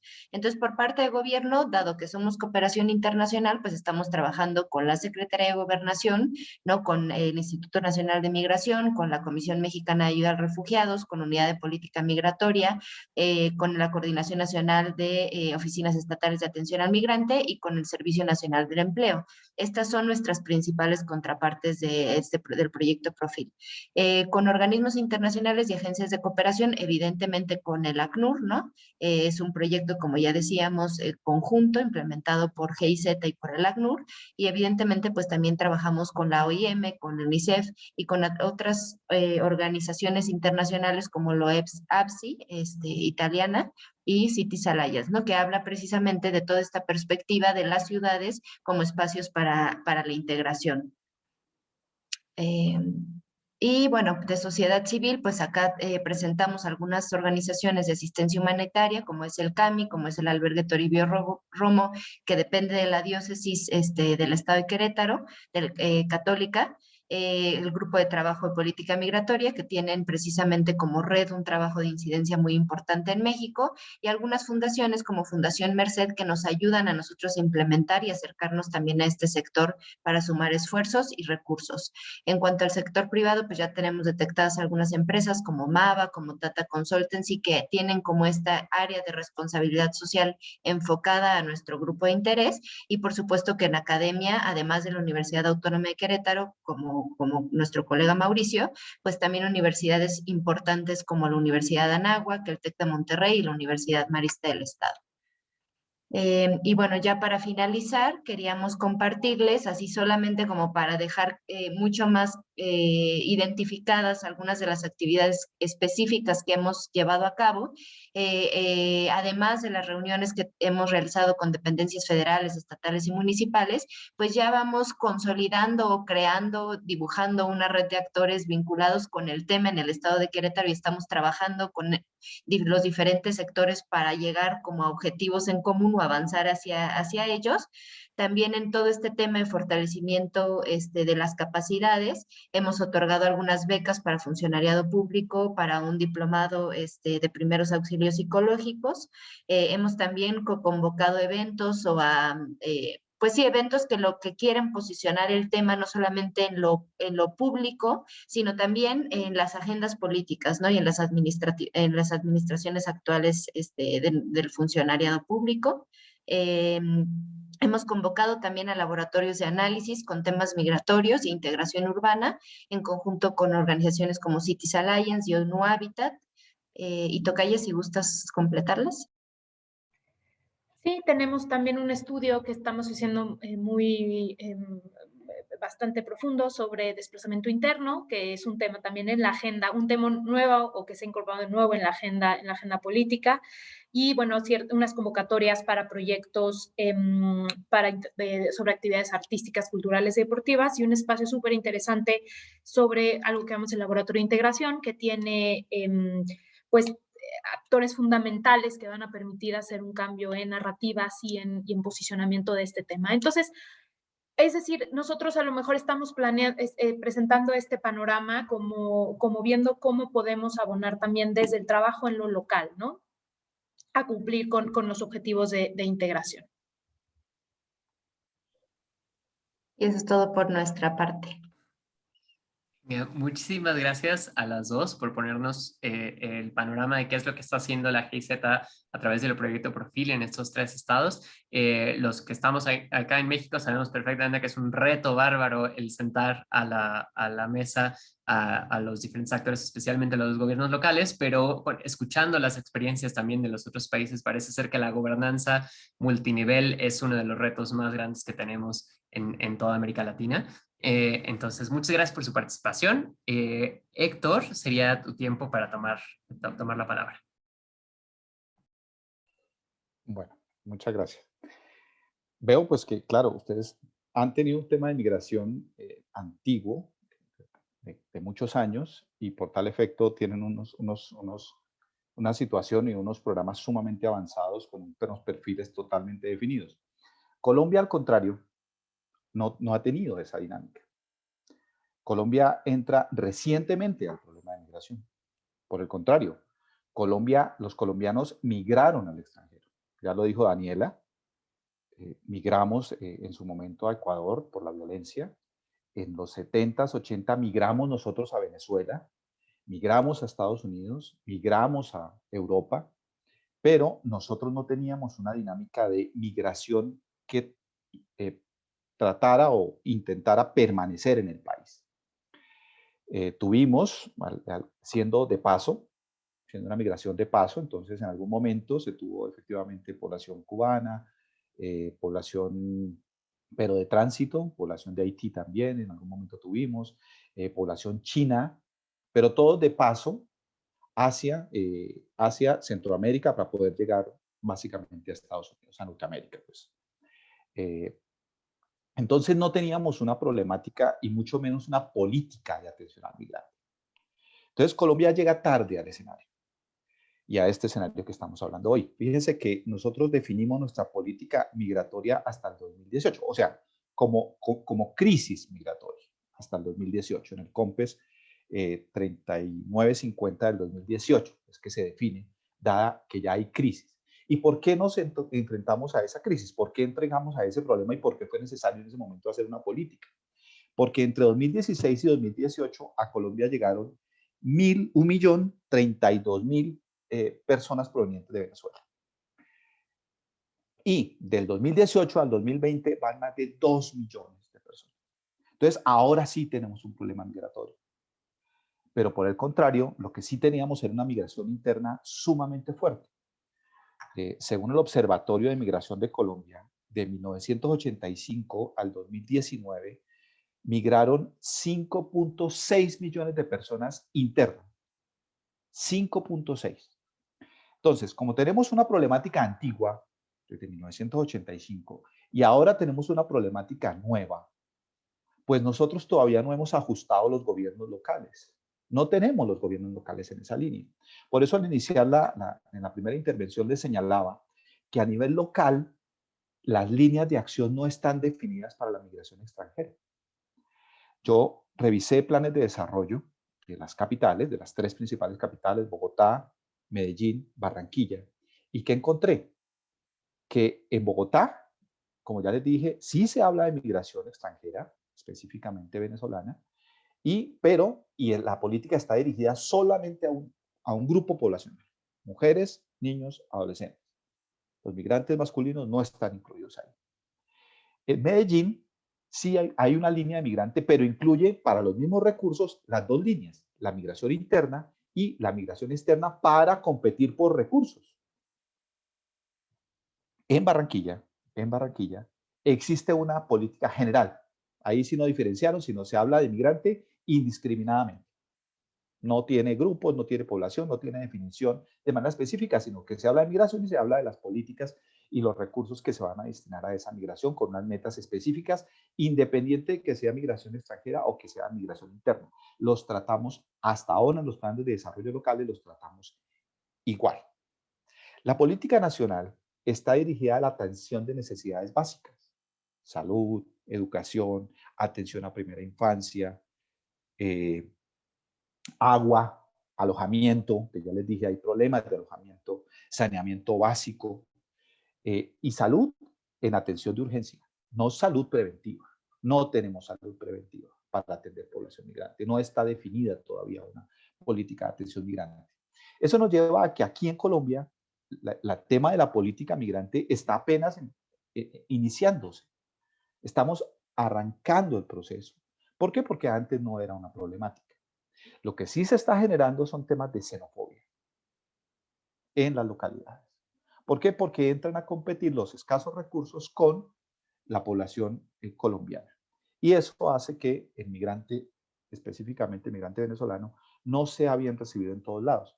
Y uno piensa, ¿cómo es posible que, siendo nosotros un país con muchas necesidades, con violencia, venga alguien a tratar de tener permanencia acá? Y lo encuentran porque aquí sí tenemos comida, nosotros somos productores de comida. Entonces, al ser productores de comida, pues tenemos comida y la gente consigue alimentación, pero las condiciones de vida del migrante aquí es bastante difícil, muy difícil. A eso quería como referirme, a que el disparo de la migración en Colombia se volvió un problema a partir de 2016 y se habla de crisis a partir del 2018.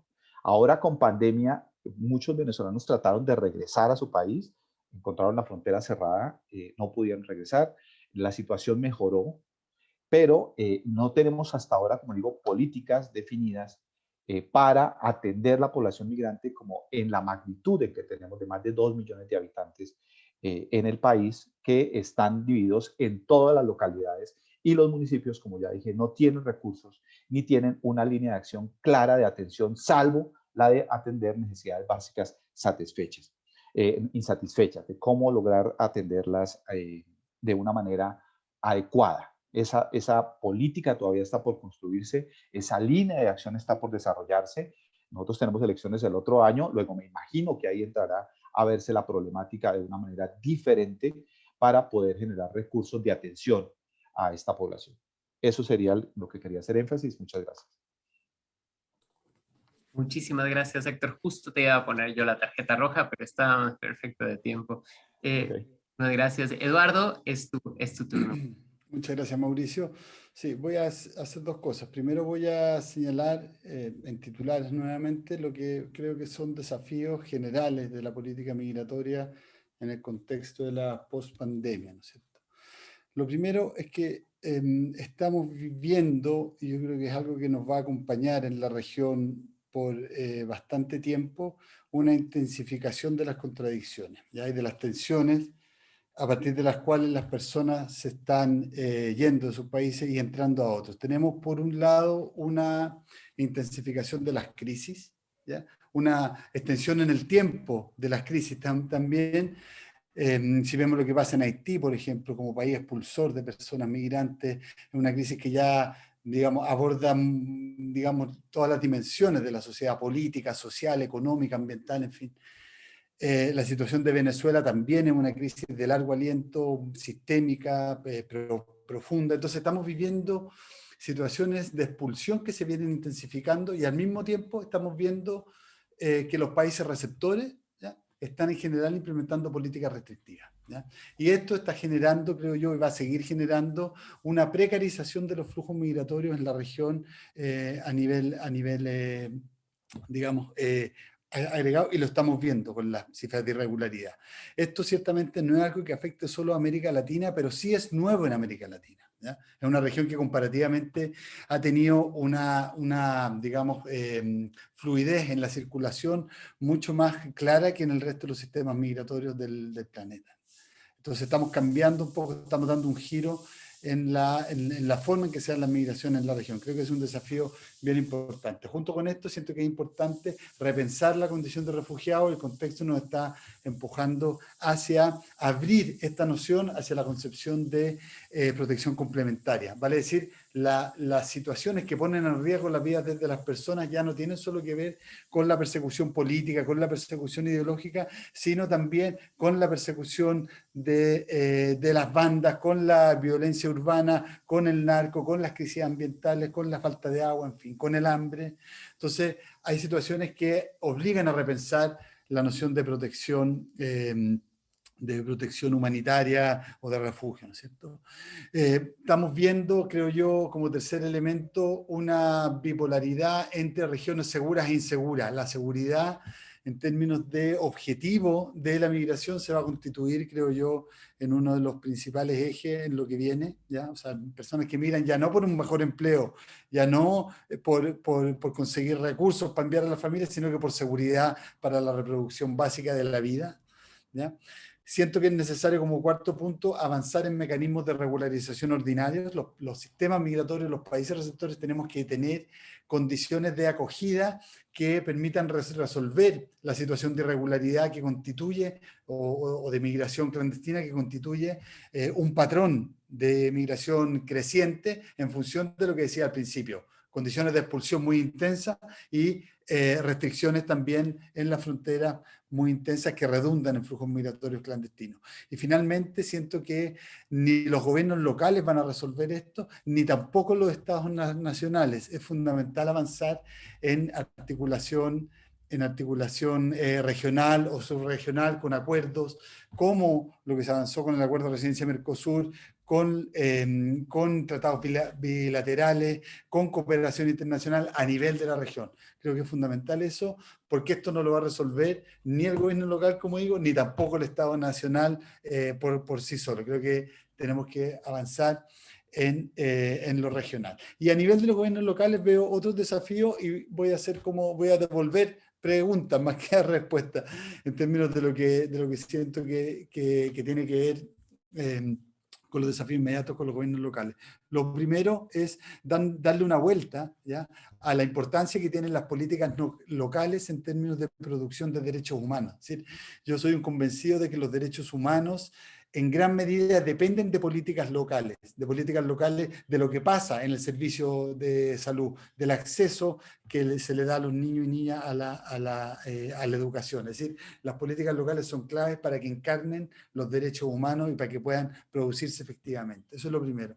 Segundo, es la pregunta que señalaba antes: ¿cómo se institucionaliza la política? Creo que la experiencia de los funcionarios, la experiencia del territorio, la experiencia de lo que llamé yo antes la política del estado de ánimo, es una forma de hacer política, ¿ya? Es una forma válida de construir política, de cambiar las cosas, de avanzar esa más democracia, pero la pregunta ahora es cómo se institucionaliza eso, cómo desde esa experiencia se crean políticas más sostenibles. Tercero, cómo pensar el Estado. Y aquí yo creo que esto recoge un poco el espíritu de lo que está, creo, en este conversatorio también, a propósito de cómo pensamos un nuevo Estado, ¿ya?, no solo en términos institucionales, sino que en términos de su fundamento.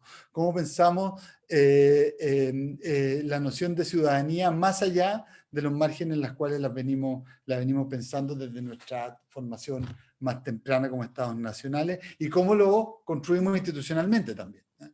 Creo que hay que pensar otro Estado, ¿eh? Y hay que pensar cómo, digamos, cuál es ese otro Estado que requerimos para abordar los flujos migratorios y el resto de desafíos que nos impone la mundialización en la región. Y finalmente, subrayar simplemente que el papel de los municipios, creo yo, en esta nueva coyuntura, en este nuevo contexto de los flujos migratorios, me parece que son cuatro elementos, y quisiera volver a subrayarlos nomás, mencionarlos, son clave: institucionalización de la política, empujar hacia un cambio cultural, ¿ya? En los territorios, que avance en esta nueva concepción de la ciudadanía y del Estado, abrir mecanismos de participación. Esto no se va a lograr sin participación, y creo que la articulación debe comenzar, la articulación intersectorial debe comenzar con la definición de una política nacional de acogida y reconocimiento en la que participe no solo la sociedad, sino que los gobiernos locales como un actor central. Hasta ahí dejaría yo mi intervención, Mauricio. Justo en tiempo también. Pues muchísimas gracias a todos nuestros participantes. Creo que ha sido una conversación bastante rica, que más bien como que nos da, espero yo, que nos dé más energía que otra cosa para seguir repensando tanto, como decía Eduardo, el Estado que queremos, quiénes son los que participan aquí, qué relaciones tiene hacia adentro el Estado y con los otros. Y en particular quizás esta visión regional para reentender los flujos migratorios de una forma que aparte abone a la protección de los derechos humanos va a ser fundamental. Nos han llegado así un montón de preguntas. Tristemente no tenemos mucho tiempo para abordarlas porque pues ya tendríamos que terminar para esas alturas. Entonces lo que vamos a hacer va a ser escoger 3 preguntas, pero las vamos a guardar las otras y espero que las podamos contestar a partir de alguno de los foros distintos en los cuales participamos, o a partir de una entrada a un blog que les haremos llegar a todas las personas que se han registrado. Entonces, sin ningún estrés. Me parece que la primera pregunta que les vamos a hacer, que es una pregunta amplia, es ¿cómo visualizan el escenario en América Latina en corto plazo, digamos 3 a 5 años, especialmente en los países receptores de migrantes y los países, supongo que los países que tienen migrantes de tránsito hacia Norteamérica, de darse o no acuerdos marco entre países para implementar políticas públicas que involucren desde lo local para la atención del problema, sus orígenes y efectos? Es una pregunta muy amplia, pero básicamente, ¿hacia dónde creen que se está moviendo la región o los países de su experiencia o de la región? Si quieren, podemos hacerlo en el mismo orden. Si alguien quiere pasar, también se vale, pero no sé si quiere empezar, Daniela. Sí, bueno, yo creo que el tema regional ha sido un tema muy central en las discusiones. Creo que Quito también ha liderado varias reuniones, nos acordamos, ¿no?, de la reunión de Lima, pero más en general reuniones que acuerdos, sinceramente. Y creo que lo que yo llamo es un efecto dominó en la región. Es decir, Chile cierra las fronteras, ¿no es cierto? Después le pasa la pelota a Perú, y después Perú cierra, Colombia cierra, Ecuador cierra, ¿no? Y el tema restrictivo ha sido como un juego de dominó, ¿no?, regional. Y ahí yo creo que sí, necesitaríamos realmente una colaboración a nivel regional. No quiero ser tan pesimista, pero digo, creo que los intentos que hemos hecho, por lo menos en la crisis humanitaria de Venezuela, no han dado los resultados que hemos querido, y creo que cada país ha inventado, ¿no?, su forma de reaccionar. En eso Colombia es muy ejemplar, ¿no?, el tema de regularizar tan rápido una cantidad muy significativa de migrantes. El Ecuador intentó esto con la visa humanitaria en excepción, pero no ha tenido el efecto que ha tenido Colombia, por ejemplo, en su política de regularización. Chile, no sé, ahí me corriges, Eduardo, se ha vuelto un poco más restrictiva en ese sentido, ¿no?, y ha apuntado más bien a migrantes calificados, y creo que todos los otros migrantes han regresado, ¿no?, a los países que pensaban primero de tránsito, y regresaron porque las políticas se han vuelto más restrictivas. Entonces yo no veo un avance a nivel regional, pero sí lo necesitaríamos, y ahí creo que la emigración, es decir, la gente que ha salido de nuestros países, nos ha unido más regionalmente. En eso es como la tragedia con esperanza, ¿no?, porque en Ecuador tenemos nuevos índices de emigración, está saliendo mucha gente del sur otra vez a México porque ya no tienen visas, ¿no?, en México, entonces utilizan México como país de tránsito. Entonces estamos viviendo otra ola de migración que está empezando, sobre todo desde los sectores rurales y de los sectores que ya habían migrado a España. Ustedes saben, como dijo Héctor, Ecuador también había sido un país de migrantes, de gente que salía expulsor, ¿no es cierto?, hasta la crisis de los 90, los 2000, y volvemos a tener esos flujos tan grandes de recepción de migrantes desde el 2008, 2010. No es nuevo el fenómeno, habíamos tenido ya flujos, ¿no es cierto?, internacionales de todo tipo, pero sí se fortalece con el tema de Colombia, ¿no?, que lo había dicho por el tema de violencia justo en el 2003.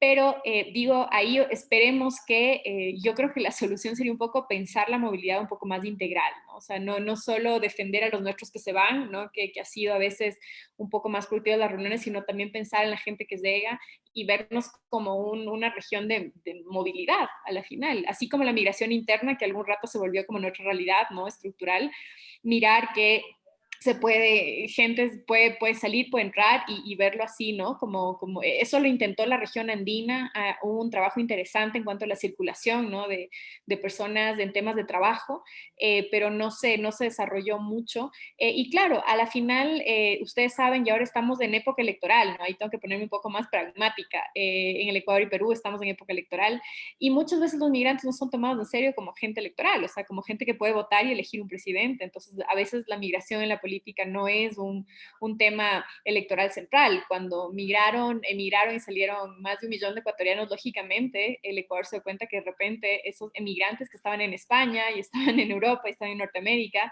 podían votar.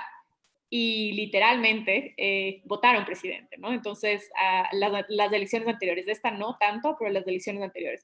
Entonces, creo que ahí también hay como un paradigma, ¿no? Y comenzar a pensar la migración como parte estructural de la región, creo que ayudaría mucho.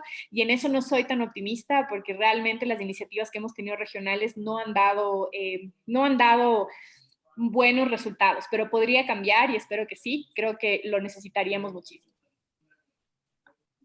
Muchas gracias, Daniela. Tenía la mano levantada virtual María José Posada. Sí, y me da mucho gusto lo que plantea Daniela, porque justo al final de cuentas nosotros vemos que las respuestas tienen que ser regionales. Efectivamente, a lo mejor no se han encontrado las mejores respuestas o no han sido, no han tenido los mejores resultados, pero es importante, por ejemplo, acotar que el Profil, el proyecto de la GIZ del ACNUR, nace del MIRPS, que es el Marco Integral de Respuesta y Protección de Soluciones del Pacto Mundial de Refugiados. Entonces, sí existe un esfuerzo como tal que está llevando a cabo agencias de Naciones Unidas y obviamente con gobiernos nacionales para poder dar una respuesta mucho más integral y más coordinada entre la región. El MIRPS lo compone México, Belice, Costa Rica, Guatemala, Honduras y Panamá, y justo el esfuerzo de Profil es abonar en el fortalecimiento de este mecanismo para que las respuestas se vuelvan integrales. Entonces, desde la perspectiva, digo, naturalmente, de la cooperación y también por cómo se está vislumbrando todos los temas de la continuación de flujos migratorios en el país, se entiende que tienen que ser esfuerzos coordinados porque ya no hay manera de atenderlos de otra manera, ¿no? Y además así permite dar mejor respuesta. Entonces creo que concuerdo concordamos, ¿no?, con lo que dice Daniela, y también justo atiende a una de las características bien específicas del proyecto Profil en ese sentido. Muchas gracias, María José. Héctor o Eduardo, ¿quisieran entrarle a esta pregunta también? ¿A su visión a 3 o 5 años? ¿O pasamos a la siguiente? Yo pasaría a la siguiente. Yo ya por mi parte comenté ya algunas cuestiones. Venga. Ok, pues yo solamente podría acotar que Colombia sí abrió puertas al tema venezolano, como lo dice Daniela. Estaba revisando aquí una cifra y expidió, antes de que se diera el estatus de temporal, se expidieron 720.113 permisos a 31 de enero del 2021 para trabajo. Pero yo creo que va a depender muchísimo del caso de que nosotros planteemos una política. Yo no la veo tanto como regional, porque tal vez el país que más ha recepcionado la población venezolana, que es la que en este momento está haciendo la presión migratoria en nuestro país, hay la expectativa de que la situación en Venezuela mejore con el paso del tiempo. Y creo que Colombia volvería al estándar que tenía antes de la situación, era que no tenía un problema migratorio, salvo el tema del desplazamiento interno.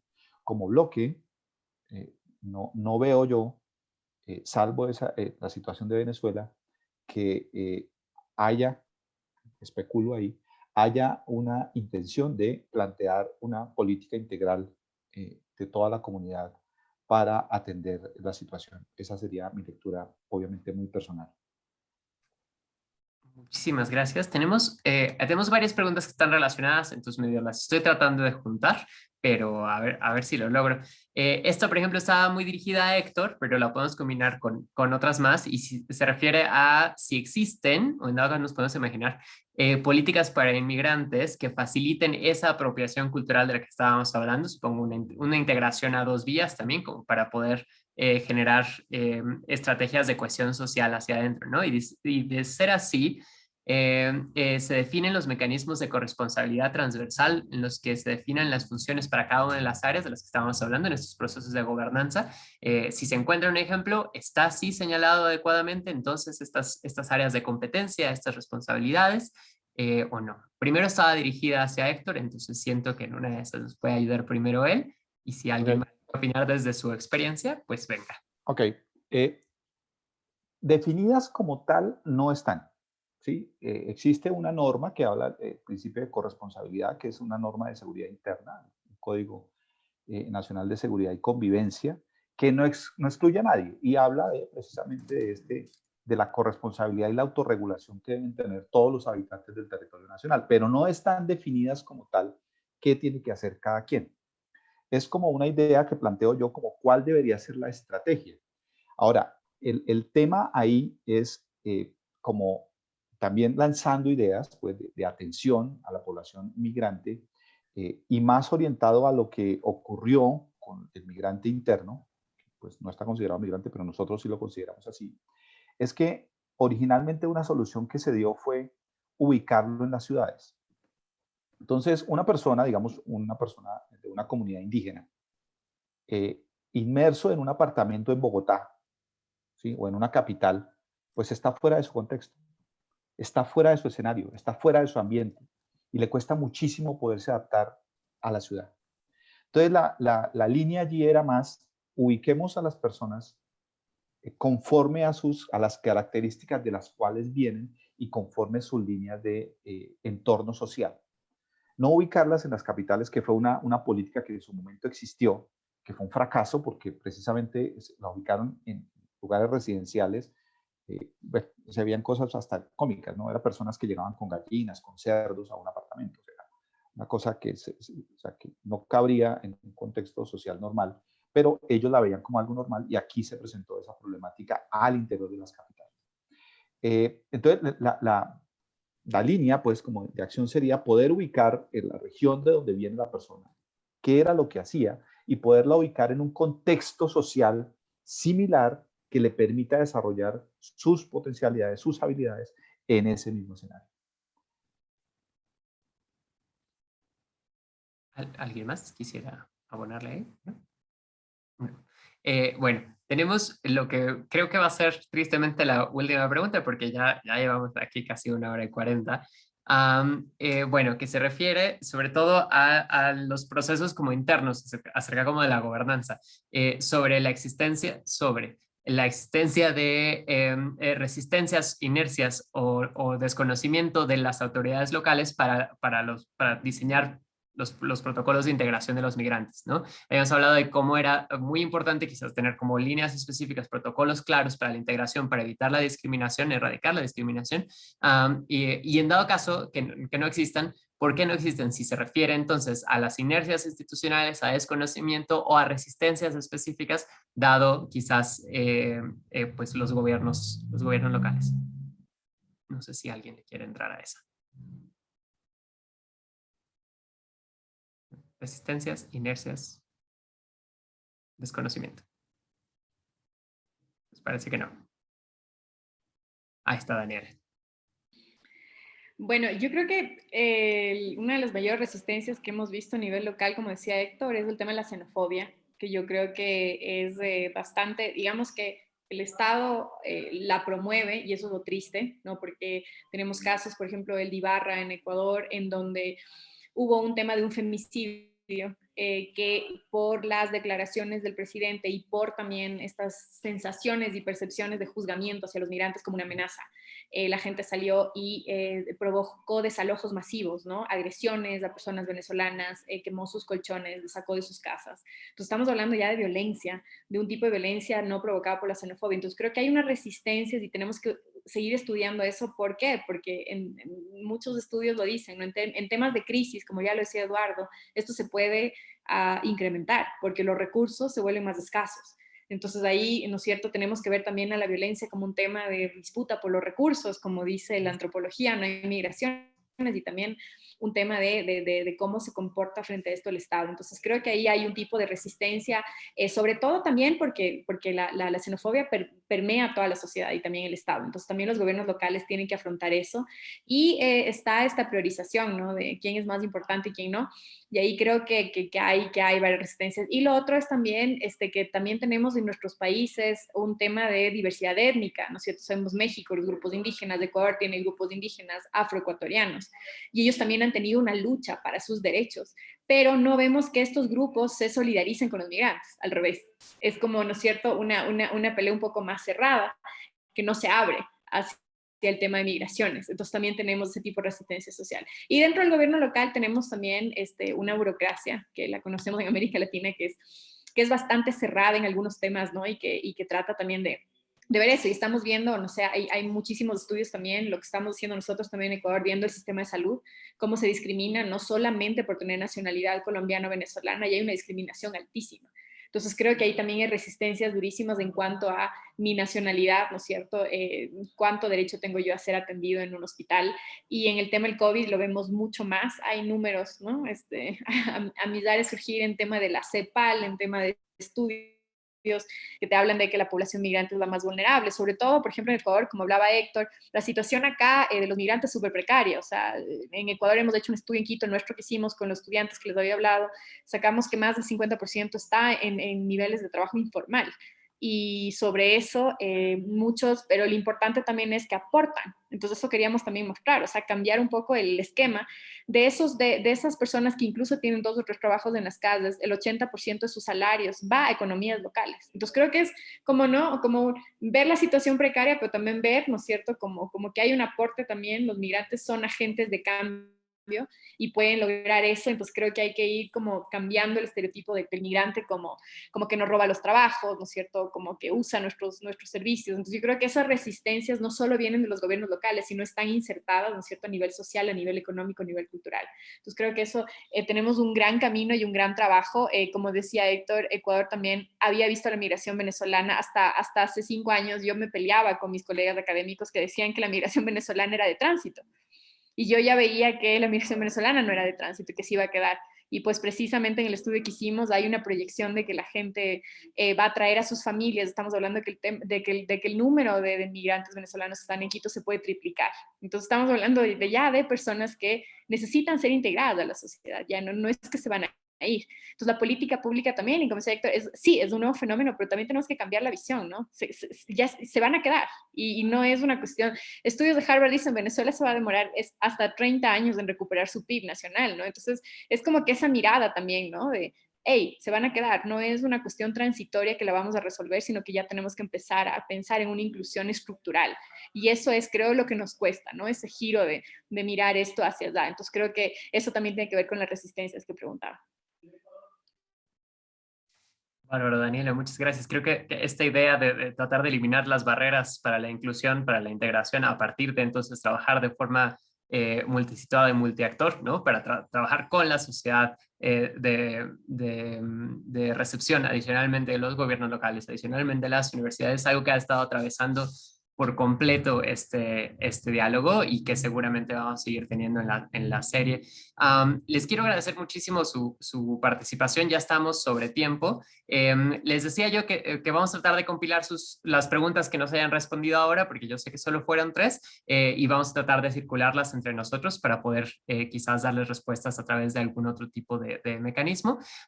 Les quiero invitar, dentro de 2 semanas tendremos una edición más de esta serie de trabajo sobre migración, para hablar de acceso a la justicia de las personas migrantes, también en la región América Latina. Y luego de tercero, exactamente dentro de un mes, también miércoles a la misma hora, con los mismos convocantes, vamos a tener otra sesión relacionada a la vinculación entonces entre los gobiernos locales y sociedad civil organizada, especialmente enfocándonos en América Central.